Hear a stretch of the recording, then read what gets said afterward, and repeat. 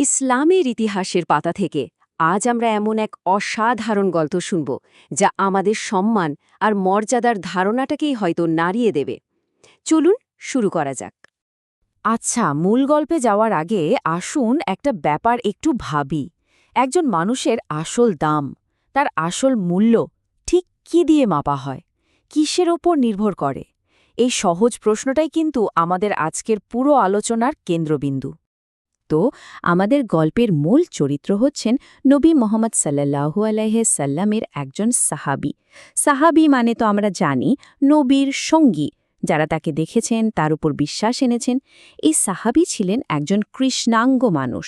তিনি নবীর জন্য জীবন দিতে পারতেন, এতটাই অনুগত আর সাহসী ছিলেন। কিন্তু তার মনে একটা গভীর কষ্ট ছিল। তিনি ভাবতেন তার গায়ের কালো রঙের জন্য হয়তো কোনোদিন তার বিয়েই হবে না। তার চরিত্রটা দেখুন একবার। একদিকে তিনি নবীর খুব কাছের মানুষ, অসম্ভব সাহসী একজন যোদ্ধা। আবার অন্যদিকে নিজের চেহারা, নিজের গায়ের রং নিয়ে তার মনে ভীষণ হীনমন্যতা।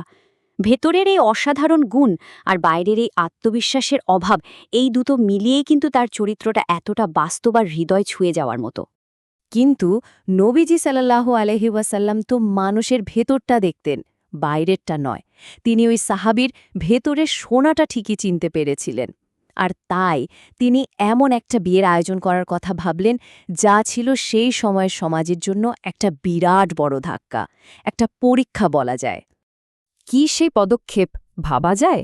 নবীজি সাল্লাল্লাহু আলাইহি সাল্লাম তার এই সাহাবীর জন্য বিয়ের প্রস্তাব পাঠালেন। কার কাছে যাবেন? মদিনার সবচেয়ে সুন্দরী মেয়ের কাছে। তাকে সবাই তার সৌন্দর্যের জন্য হুরে মদিনা বলে ডাকত। একবার কল্পনা করুন ব্যাপারটা। সেই সময় সব নিয়মকানুন, সব প্রথাকে একবারে ভেঙে দেওয়ার মতো একটা সাহসী কাজ ছিল এটা। সবাই তো অবাক। এখানে আমরা সেই সময়ের দুটো একেবারে ভিন্ন চিত্র দেখতে পাচ্ছি। একদিকে তখনকার সমাজ চলত বংশ, গোত্র আর গায়ের রং দেখে, এগুলোই ছিল সম্মানের মাপকাঠি। আর অন্যদিকে নবীজি সাল্লাল্লাহু সাল্লাম শেখাচ্ছিলেন একদম নতুন এক আদর্শ, যেখানে মানুষের সম্মান নির্ভর করবে তার চরিত্র, তার বিশ্বাস আর তার কাজের উপর, মানে তাকওয়ার উপর। আর এই বিয়ের প্রস্তাবটা ছিল সেই নতুন আদর্শেরই একটা জ্বলজ্বন্ত উদাহরণ। এখন গল্পটা মোড় নিচ্ছে কনের পরিবারের দিকে। এই অভাবনীয় প্রস্তাবটা পেয়ে তো তারা এক কঠিন পরীক্ষার মধ্যে পড়ল। মেয়ের বাবা ছিলেন মদিনার একজন গণ্যমান্য লোক।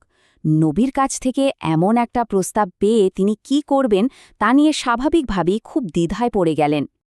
আর ঠিক এখানেই গল্পের মোড়টা ঘুরে যায়। বাবার এই দ্বিধা দেখিয়ে মেয়েটা আর চুপ থাকতে পারল না। সে ভেতর থেকে ছুটে এসে বাবাকে বলল, বাবা, আল্লাহর নবী প্রস্তাব পাঠিয়েছেন, আর আপনি চিন্তা করছেন? এক্ষুনি তাকে ডেকে আনুন, নইলে তো আমরা আল্লাহর কাছে গুনাহগার হয়ে যাব। সোচুন একবার, কি অসাধারণ বিশ্বাস! তার কথায় সমাজের ভয় ছিল না, ছিল শুধু আল্লাহর উপর আর তার নবীর সিদ্ধান্তের উপর অগাধ আস্থা। আসলে মেয়েটারই হ্যাঁ বলাটা শুধু একটা বিয়েতে রাজি হওয়া ছিল না, এটা ছিল সমাজের সব পুরনো নিয়মের বিরুদ্ধে তার ঈমানের এক শক্তিশালী ঘোষণা। সে সবাইকে দেখিয়ে দিল যে পরিবারের আসল সম্মান বংশ বা গোত্রে নয়, বরং আল্লাহর হুকুম মেনে চলার মধ্যেই থাকে। আর তাদের এই পরিবর্তনটা যে কতটা সত্যি ছিল তার প্রমাণও তারা দিল। পরিবারটা শুধু বিয়েতে রাজিই হল না, বরং নবীর প্রতি ভালোবাসা দেখিয়ে তারা নিজেরাই দেনমোহর আর বিয়ের সব খরচ ওই সাহাবীকে দিয়ে দিল। এটা পরিষ্কার করে দেয় যে তাদের কাছে টাকা পয়সার চেয়ে আল্লাহর হুকুম আর নবীর ভালোবাসা অনেক বেশি দামি হয়ে উঠেছিল। আচ্ছা, এবার আবার ফেরা যাক সেই সাহাবীর কাছে। তার অবস্থাটা একবার কল্পনা করুন। বিয়ের টাকা হাতে পেয়েছেন, মনটা খুশিতে ভরপুর। তিনি বাজারের দিকে যাচ্ছেন তার নতুন জীবনের জন্য জিনিসপত্র কিনতে। চোখে হাজারো স্বপ্ন। কিন্তু তার এই স্বপ্নের মধ্যেই একটা অন্য ডাক এসে পৌঁছাল। তিনি যখন তার নতুন জীবনের কেনাকাটা করবেন ভাবছেন, ঠিক সেই সময়ে বাজারের শোরগোলের মধ্যে একটা খবর ছড়িয়ে পড়ল। সবাই ছুটাছুটি করছে। তিনি জানতে পারলেন যে শত্রুরা নবীজি সাল্লাল্লাহু আলাইহি ওয়াসাল্লামকে আক্রমণ করেছে। ভাবুন, তার সবচেয়ে বড় খুশির মুহূর্তে তার প্রিয় নেতা আর পুরো উম্মা এক ভয়ঙ্কর বিপদের মুখে। এখন তার সামনে এক কঠিন সিদ্ধান্ত। একদিকে তার বিয়ে, তার ব্যক্তিগত সুখ, অন্যদিকে তার নেতা, তার সমাজ, তার দায়িত্ব। তিনি এক মুহূর্ত ভাবলেন যে নবীজি তাকে এত বড় সম্মান দিলেন, তার জীবনের চেয়ে কি আমার বিয়ে বড় হতে পারে? কখনোই না।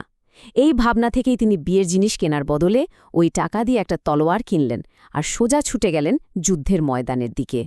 যুদ্ধের ময়দানে তিনি সিংহের মতো লড়লেন, আর সেই যুদ্ধে যে ৭০ জন সাহাবী শহীদ হয়েছিলেন, তিনিও ছিলেন তাদের একজন। তার দুনিয়ার বিয়ের স্বপ্নটা অসমাপ্তই রয়ে গেল। যুদ্ধ শেষ হওয়ার পর নবীজি যখন তার শহীদ সঙ্গীদের খুঁজছিলেন, তখন তিনি তার এই প্রিয় সাহাবীর মৃতদেহটা দেখতে পেলেন। তাকে দেখে নবীজি আর চোখের পানি ধরে রাখতে পারলেন না, কান্নায় ভেঙে পড়লেন। যার আজ বর সেজে থাকার কথা, সে আজ যুদ্ধের ময়দানে রক্তাক্ত অবস্থায় পড়ে আছে। কিন্তু তাকে কবর দেওয়ার সময় একটা অদ্ভুত ঘটনা ঘটল। হঠাৎ দেখা গেল নবীজির চোখের পানি মুছে গেছে, আর তার মুখে ফুটে উঠেছে এক চিলতে হাসি। সবাই অবাক, কান্নার মাঝে হাসি? কিন্তু কেন? এমন কি দেখলেন তিনি যা তার সব দুঃখকে হাসিতে বদলে দিল? তখন নবীজি সাল্লাল্লাহু আলাইহি সাল্লাম সবাইকে বললেন, আমি দেখলাম ওর বিয়েটা বাতিল হয়নি, বরং আরও বড় পরিসরে সম্পন্ন হয়েছে। ওর সেই হুরে মাদিনা, তার নববধূ, এখন জান্নাতের হুর হয়ে ওর সেবা করছে। সুবহানাল্লাহ! তার এই আত্মত্যাগ তাকে দুনিয়ার চেয়েও বড় পুরস্কার এনে দিয়েছে, এক অনন্তকালীন পুরস্কার। ইসলামের দৃষ্টিতে শাহাদাত তো আসলে কোনো শেষ নয়, বরং এটা এক নতুন, আরও সুন্দর জীবনের শুরু। তাই বলা যায়, ওই সাহাবী আসলে হেরে যাননি, বরং তিনি তার জীবনের আসল সফলতা অর্জন করেছিলেন। তার শাহাদাত ছিল এক স্বর্গীয় মিলনের দরজা। এই পুরো গল্পটা আমাদের কয়েকটা গভীর প্রশ্ন নিয়ে ভাবতে শেখায়। সত্যিকারের ভালোবাসা আসলে কী? আত্মত্যাগের মানে কি? আর কিভাবে বা একটা জীবন সত্যিকারের অর্থ খুঁজে পায়? এই প্রশ্নগুলোর উত্তর হয়তো আমাদের প্রত্যেককে নিজের ভেতর থেকেই খুঁজে বের করতে হবে।